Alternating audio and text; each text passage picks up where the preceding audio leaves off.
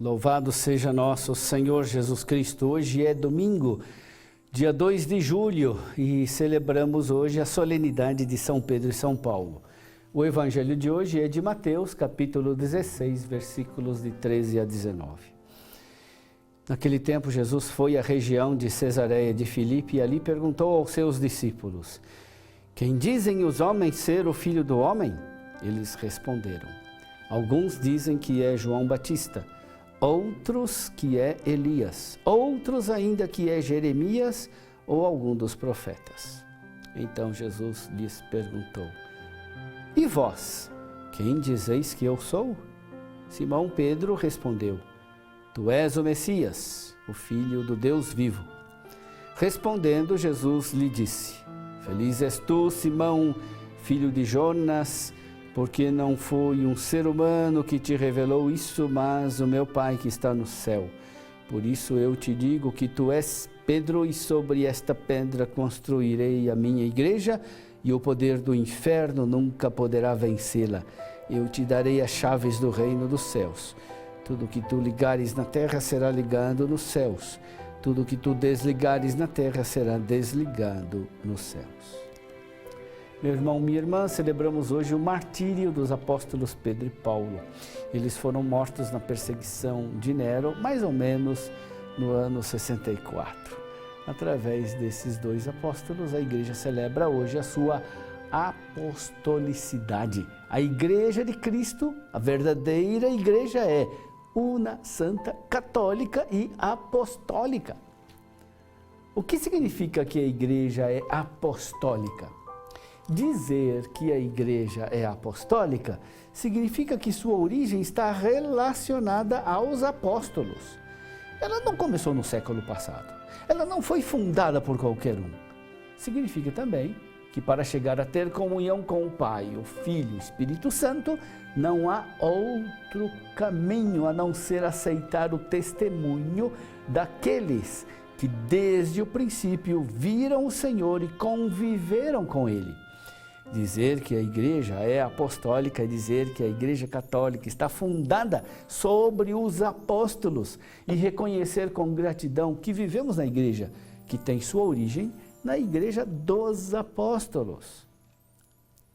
Por que os apóstolos são tão importantes para a igreja?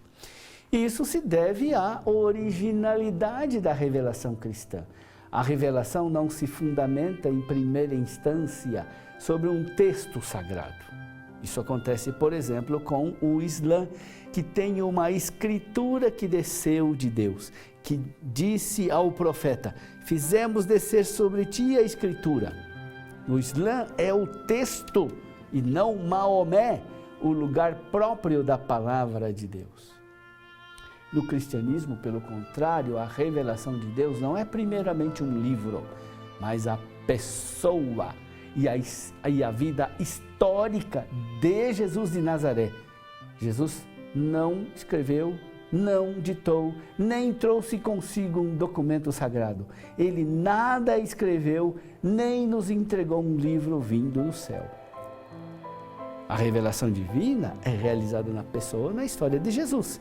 E tal revelação pôde chegar até nós somente porque existiram homens que viveram com ele e que testemunharam para nós tudo o que ele disse e fez, como viveu, como morreu, como apareceu a eles depois da morte, ressuscitado.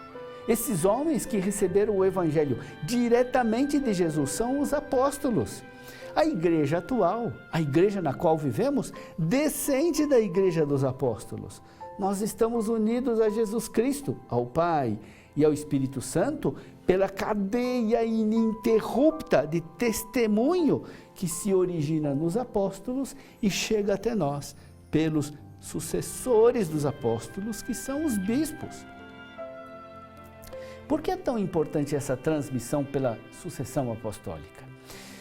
Porque a transmissão da fé não é um processo mecânico de comunicação.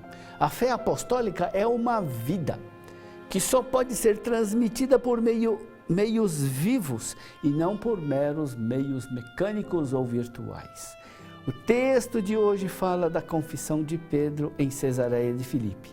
Mais ainda, fala da confissão de Jesus. Pedro confessa que Jesus é o Messias, o Filho de Deus. E Jesus confessa que Simão é pedra sobre a qual edificará a sua igreja. A igreja não é uma sociedade de pessoas que decidiram se associar por iniciativa própria para um determinado fim. A igreja é fundada sobre a fé de Pedro. Tu és o Messias, o Filho do Deus vivo. É essa adesão a Cristo que cria entre as pessoas uma nova relação. Jesus confessa que a fé de Pedro não provém dos homens, mas de uma revelação de Deus. Assim, a igreja fundada sobre Pedro é uma convocação para a fé de Pedro. A função de Pedro não é meramente honorífica, não é recompensa de Jesus pela sua confissão de fé. A função de Pedro é um serviço que inclui ligar e desligar. Jesus promete a Pedro que ele terá as chaves de acesso ao reino de Deus e terá o poder de julgar, perdoar, condenar. Tudo isso será ratificado por Deus. O que ligares na terra será ligado nos céus.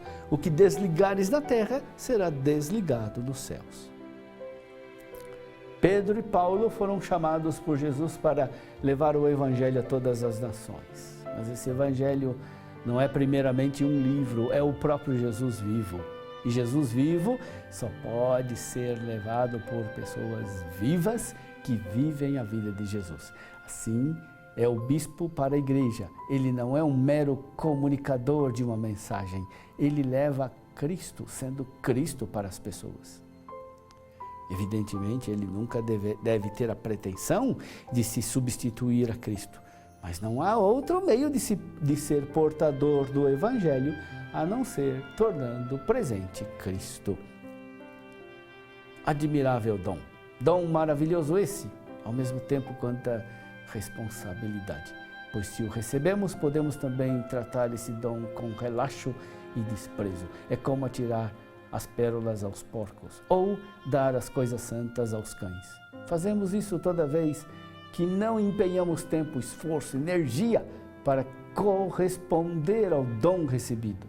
Não há como exercer o ministério sacerdotal, ser Cristo para os outros, sem santidade pessoal, ter os mesmos sentimentos de Cristo e identificar-se com Ele.